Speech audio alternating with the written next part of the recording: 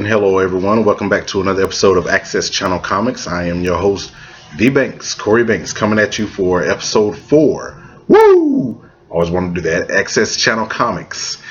And today we want to kick off the show. We're going to be discussing a couple of things today on the week of the release of Captain America Civil War Worldwide.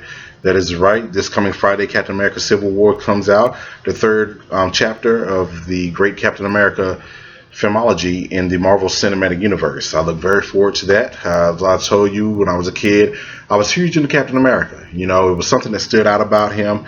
Not a lot of kids I remember were into Captain America. Now, I'm not saying no one totally was out of kids or anything like that. Him being a patriotic figure sometimes is not looked at as so cool. It's kind of like Superman. Superman looked at as very cool when I was a kid. But after a while, you know, it's kind of looked at as a Boy Scout, you know, not maybe edgy enough. But those type of characters like Superman and Captain America do have great comebacks. And I'm very happy about that. And I look very forward to this film. Chris Evans is my favorite Captain America interpretation of Captain America to date. I really enjoy the way he's portrayed the character. And I remember going to see Captain America, the First Avenger, back in 2011. It was funny because I remember I was working a third shift job, and I remember when I got off of work, I remember getting some rest that day. I wanted to be rested when I go to the movie theater, and I really didn't get a lot of rest. Maybe I had something to do. I just couldn't sleep. I remember that day not getting a lot of rest.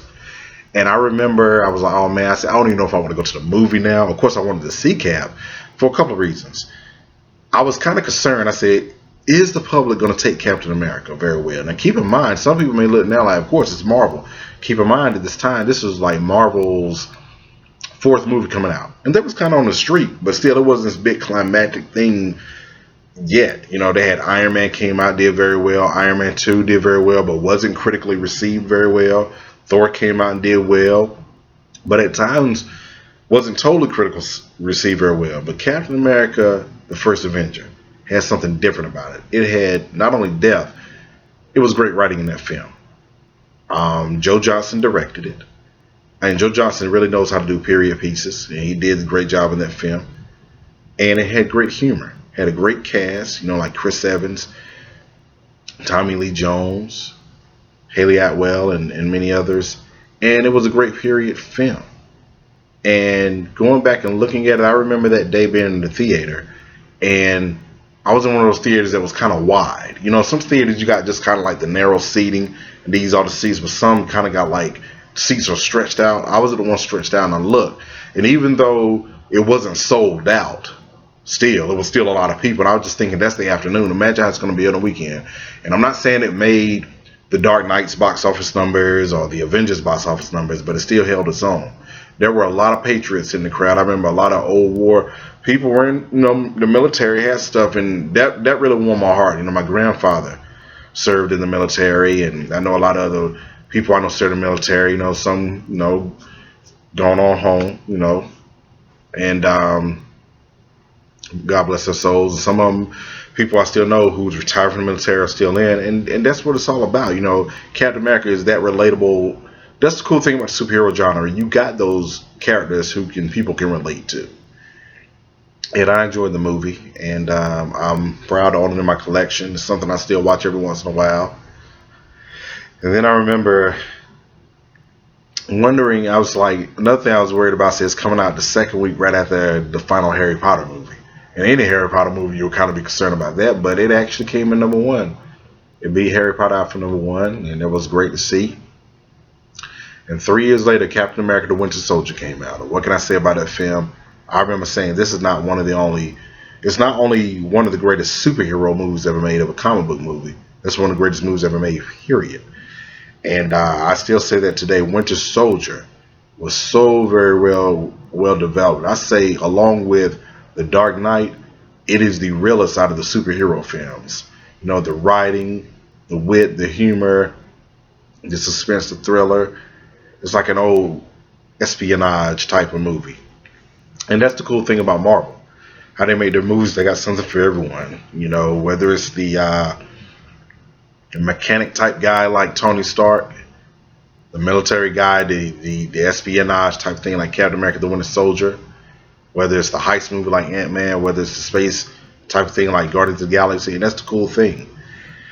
And I think a lot of movie studios are really trying to really get that formula. It's nothing wrong with that. I'm not saying blatantly flat out copy Marvel. I'm not saying do anything like that. But it's nothing wrong with tipping your hat and saying, you know what, Marvel inspired me to do this. I don't even think it's wrong if anything if DC Comics does that, because DC and Marvel, they're two different entities, but they do have similar characters. It's just that sometimes you want them to. You be like, I wish they would have beat them just first. Because if you take a look at the episode of DC's Legends of Tomorrow this week, this is the first time I've been on to have the mythology, but the Atom grew big, as in a giant man. And it's funny because the Atom's counterpart over at Marvel is Ant-Man. They both shrink. The Atom was brought out first, back in the day. But Ant-Man can grow big, into giant man. And it's going to be interesting if that happens in Captain America Civil War. But we got to see the Atom shrink before Ant-Man movie came out, and Atom grow bigger. And we saw this past week episode. We're getting to see DC's Enchantress before Marvel's Enchantress on the big screen. So, and that's the thing. We don't have to look at them stealing from one another. These characters have existed even before myself and a lot of other people have been living.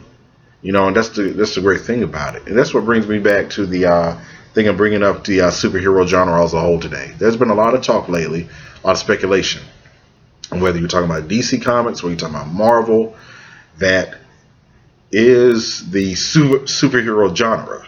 Excuse me. Is the superhero genre, are they fading away?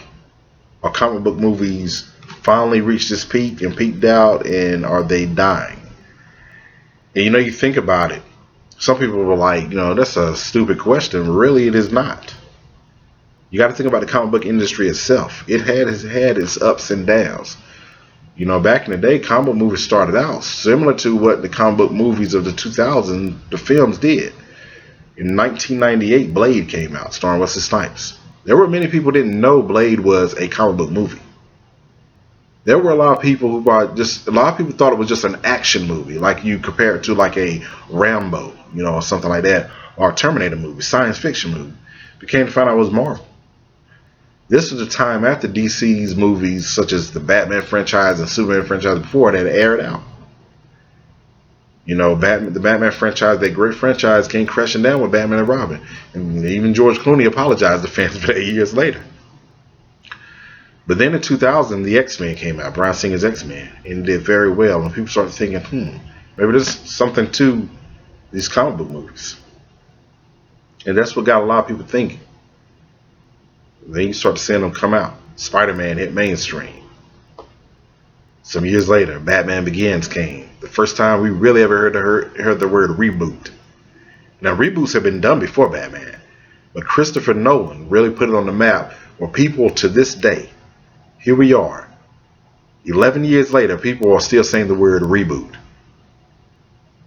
Star Trek, when it came out, rebooted. The Amazing Spider-Man reboot, because of what Christopher Nolan did with a film that could have kind of been looked at as an indie film. But Batman Begins was a big movie.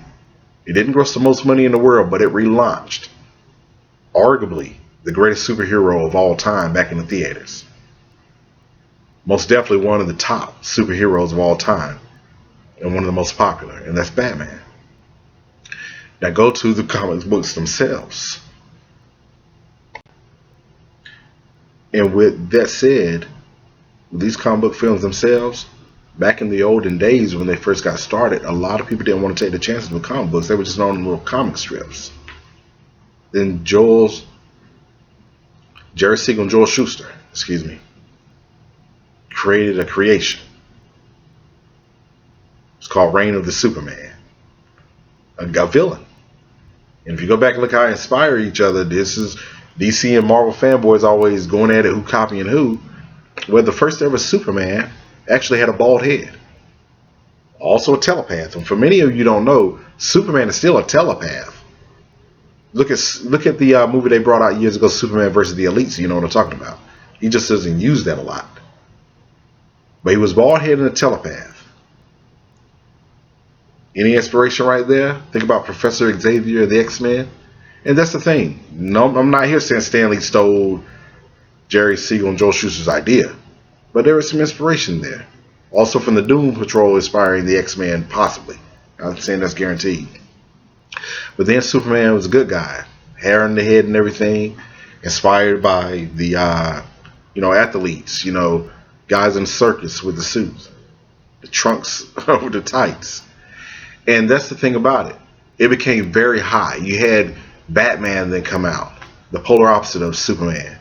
Very dark and gritty comic book superhero. It wasn't really for kids, but people loved it. You had Wonder Woman come out.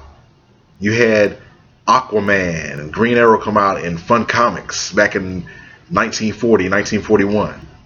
Then you had Shazam come out. Captain Marvel, the first Captain Marvel, to my knowledge, and he's now just going by Shazam. And you had so many others. Timely Comics became Marvel Comics. And before then, you had Julius Schwartz. And if any of you don't know who Julius Schwartz is, like I talked about before, please look him up. He is a guy that because of what he did, you have a lot of these superhero movies today. He revitalized, he revolutionized the superhero industry for DC, Marvel, and more when he took some of DC's superheroes.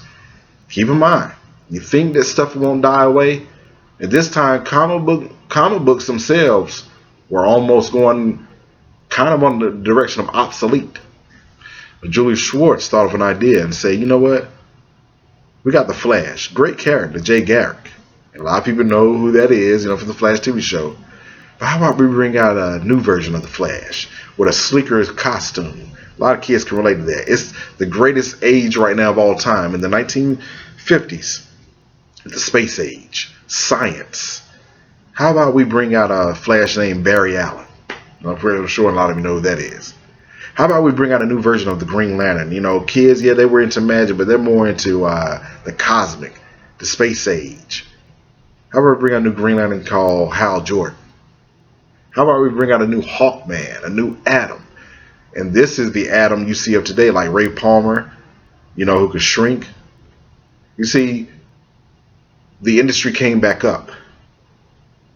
In the superhero film, in 1978, a certain film was released starring an unknown named Christopher Reeve called Superman the Movie in 1978. And then that movie hit so big, and to the day it still holds up, even though it's old, people are still inspired when they see this film. It launched a great sequel, one of the greatest movie sequels of all time, Superman 2. Now we saw what came after it, Superman 3, Superman 4. Okay, we'll get back to that later. But then look who came around the corner, The Dark Knight in 1989, Batman, a film. That was the time, really, people started saying, these superhero movies can really be done sophisticatedly well. These movies actually were nominated and won some Oscars. And you see, even though it aired out in the 90s, they came back up in the 2000s, and here we are today. Things have a way of going up and down, up and down. If you ask me, do I think superhero movies will be gone tomorrow? My answer is no. Do I think they will be gone someday? My answer is still no. They may get to a point where they're not as big as they are today. We was like, man, I remember 2016, Batman v Superman came out, Captain America Civil War came out. It may go that route. Not saying that it will, but it might. But I think they are really here as a genre to really stay for a very long time. Steven Spielberg, arguably the greatest director of all time, said superhero movies are today's westerns. They're going the way of the westerns. And that may be so. But see, it's people like yourselves, myself, we keep these movies alive. And critics have the right to say what they want to say, think the way they want to think, just as we do. But if you feed into what critics say when they say a movie isn't that good just because it's not an Oscar type worthy movie, then you got to start learning how to make up your mind for yourself. Because we as humans, sometimes we really don't make up our minds for ourselves. We want this, we want that, but then we don't want it. 2006, a movie called Superman Returns came out, paying homage to Superman the movie. Richard Donner's classic. Bryan Singer, director of X-Men, did that. To me, what do I think of Superman Returns? I think Superman Returns is a good movie. Do I think it's a epic, out of this world movie? No, I don't. I think it was a great character study of the greatest superhero of all time. But the problem is, it was 2006. And just like here today, 10 years later, 2016, now you got Brandon Routh playing another DC character, the Atom. He plays Superman. And by the way, there's no shame in him going from Superman to playing Everywhere Man to the Atom. Now, when I say Everywhere Man, I'm going to teach you some knowledge about that. Brandon Routh, of course, played Superman. He played Kal-El, Clark Kent. When the Batman television show was airing, he also played Everywhere Man. He voiced a character called Everywhere Man, a villain Batman take on. Guy who cloned himself, or got cloned. And a couple of years ago, he started playing the Atom, Ray Palmer. And then, of course, became the Atom, started then on Arrow. You see, that's called building a resume. Yes, of course, Superman is a bigger superhero than the Atom, but the Atom is no small fry either, no pun intended. I mean, I know he shrinks, but it's a great character. But 2016, Superman Returns, that still probably wouldn't work today. But in 2013, you got Man of Steel. Many of us, I'm not going to say I was all that like this, but I understood it. But many people, there's not enough action, there's no fighting for Superman Returns. I can understand. I was the same way. I said, man, I wish there was some action, wish he had someone to fight, because think about it, yeah, Batman Begins the year before. You got X-Men coming out now, and stuff like that. Some of the later films. They got all this action, but Superman didn't. But in 2013, we finally got some action. Man of Steel, tons of it. But there are a lot of people who knock that. You see, sometimes you just can't have your cake and eat it too. Don't get me wrong. Superman is that beacon of hope. He should be looked at like that. But people remember this. He was Superman just for a little while in the movie. He was a rookie on the job. He hadn't become that Superman we know of yet. And what I'm thinking is, in the next time we see him in Justice League, I think he will. I think they learned from some of the mistakes from BVS. But at the same time, me personally, I love Man of Steel. Now, not love it as in worship it, but I really enjoyed it. Grabbed on it in my collection. Great action. Was it the best movie I've ever seen? No, it wasn't. Was it overall the best superhero movie I've ever seen? No, it wasn't. But it's definitely in my top 10. And here's the little news flash to you. If two aliens came to this earth today, if they really existed, Superman and Zod, I'm talking about them battling out other Kryptonians, that is the destruction that will happen. I'm sorry, people. That is not going to happen. It's just going to be happening in the street and tear up a street. That is going to tear up nearly the whole city. Guess what? In Batman v Superman, they actually really held back a lot with Doomsday.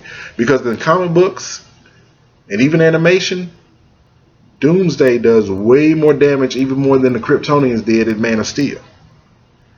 You see, so that's what you got to remember. What you want is a Man of Steel. What you don't want is a Superman 3 and Superman 4 The Quest for Peace. Don't get me wrong. In all due respect to those two movies, I love that. I had some fun when I was a kid. But now if you look at that, it's not because of older effects. There are a lot of movies that were old effects. Go back and look at the old Star Wars films, Superman the movie, Superman 2, Batman, Batman Returns, The French Connection, the old Lethal Weapon films. A lot of those old films. Look at the first Rocky movie. Those films now are kind of out of date compared to some of the stuff now, but those films still hold up because they were done and made very well, and they gave you something you could relate to. There is a lot to relate to in Man of Steel when you go back and watch that film. Once again, Superman had to make a hard decision. And and that's the thing. The only way this superhero genre is going to die if we kill off ourselves. That's what you got to really remember. If we kill it off ourselves, if you're going to start a trend, and this is the thing these days, you're going to start a trend of clowning something just because this person clowned it, you're killing it off.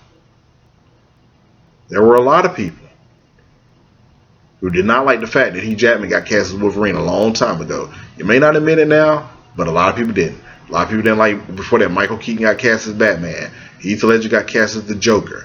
There are some people who didn't like Jared Leto getting cast as the Joker, believe it or not.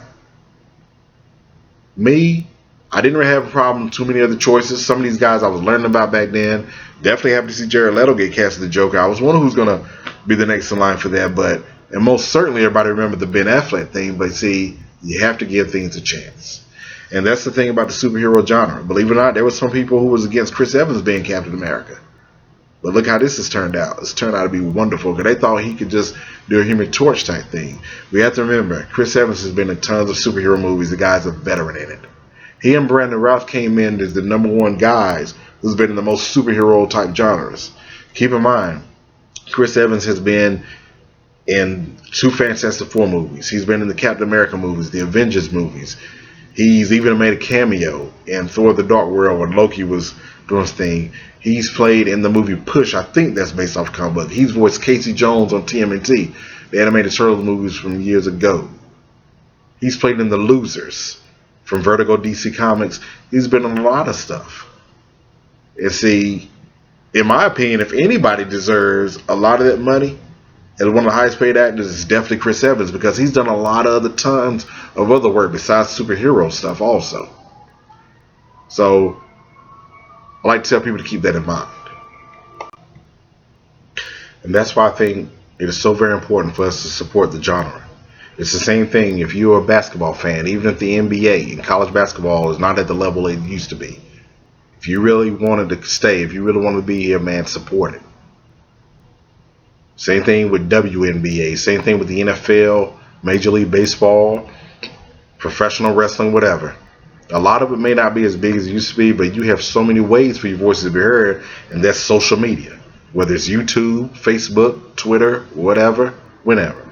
That's the cool thing about it, but do it in the right way. And, I'm thinking about a lot of things that's been going on in the superhero world and entertainment world going on right now. For example, new interpretations coming out of things such as The Magnificent Seven. I look very forward to that come September. Denzel Washington, one of my favorite actors, and going to see a film like that is going to bring back a lot of memories, because I remember seeing my Mother Planet movie when I was a kid, back with the older, not Dirty Dozen, excuse me, old Magnificent Seven. And that's something else. I'm wondering, somebody's going to eventually remake the Dirty Dozen, I think. And also another movie, Christine, about the car. Got that in my collection also. I'm just surprised nobody hasn't done it yet. But that brings me to another topic that I want to go into, and that is not necessarily a remake, but a first ever. There has been a lot of talk, like, for example, should, in the comic book movie world, should Batman be Terry McGinnis? Should Spider-Man be Miles Morales? Or should they do a Batman Beyond? Should they do a Spider-Man 2099? That is something I would actually like to see. Not right now, because that'll get people too mixed up. And the reason why I'm saying that is this. I feel like right now we just got a new Batman. I want to see Ben Affleck play Batman for a long time. No matter who puts on that mantle as Batman, Batman is always going to be known as Bruce Wayne. No matter who puts on that mantle as Spider-Man, Peter Parker has always been on Spider-Man. Don't get me wrong, I'm not knocking him. Miles Morales has a huge fan base. He's kind of huge, don't get me wrong. Same thing like Terry McGinnis with Batman. But fans want to see Bruce Wayne. Fans want to see Peter Parker. And that's very important, especially in these cinematic universes. Now, I think as time goes by, years from now, that torch can be passed. Now, you may can get away with it a little bit better with a Green Lantern, because that's been passed down with Hal Jordan and some others, The Flash with Barry Allen and some others. Although I'm like right now, keep it at Hal Jordan and Barry Allen mainly. But, years ago, Warner Brothers was proposing to make a Batman Beyond movie, but they decided to keep it as Bruce Wayne, which I'm glad they did. We got the Dark Knight trilogy, not just because we got the Dark Knight trilogy, but Bruce Wayne need re-imaging in the movies. And I think it will get to this point one day. Maybe, hey, you never know. Maybe Marvel will say, we're going to do Secret Wars. Maybe Miles Morales will come out and play. You know what I'm saying? I mean, that would be something great. But you guys got to remember, there's a build-up to all this. You want those characters. It'll be great to see it earn. And, instead of seeing them just presented on the big screen. And I think that is one of the things that Warner Brothers can learn from what Marvel is doing. I think Warner Brothers is headed in the right direction with the properties to a certain extent. But I just don't think they should pack everything in one movie. It's just too much. I want to see the DC universe interact, but I want to see it build up one movie at a time.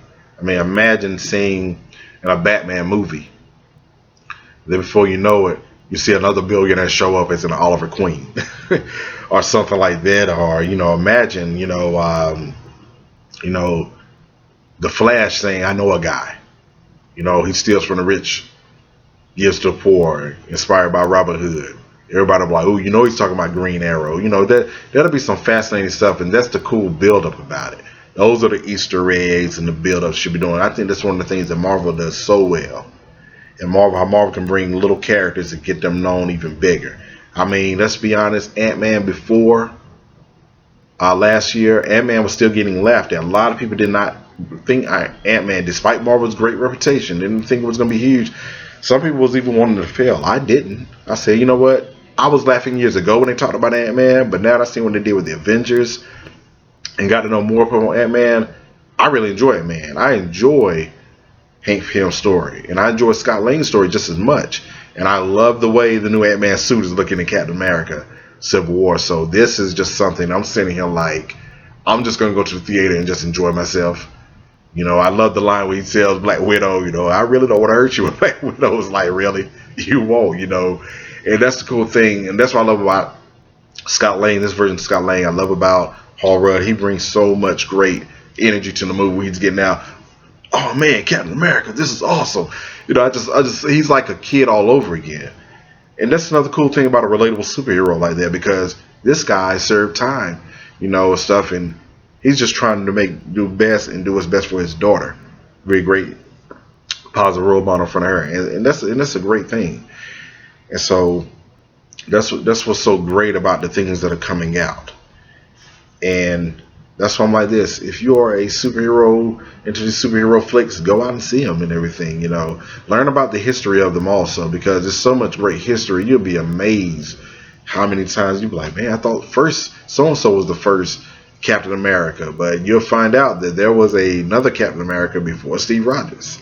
That was back in the days of Timely Comics. And make sure to look some of this stuff up. Go this week. Give yourself a little homework assignment. Go on Google for a couple of minutes or 30 minutes. You may fall in love with it. Read up on some of these characters who's going to be in Civil War. Now be careful, because sometimes on Google they actually put a spoiler in there that tells the movie. I remember years ago one of my friends went up on read stuff about the new Transformers movie. They actually gave it away in there. So just be careful about that. But look at stuff about Captain America, his history, his mythology. When you get to the point of the movie Civil War, you may want to not read that unless you're okay with things being spoiled. So there's some great things coming ahead, and I look very forward to it, as I normally say. And that's how it is. And that'll wrap it up for another episode of Access Channel Comments today. And what I want to do is just let you know, once again, you can find me on Twitter at TheBanks26. Also, you can find me on my Facebook page, which I will also place in the link.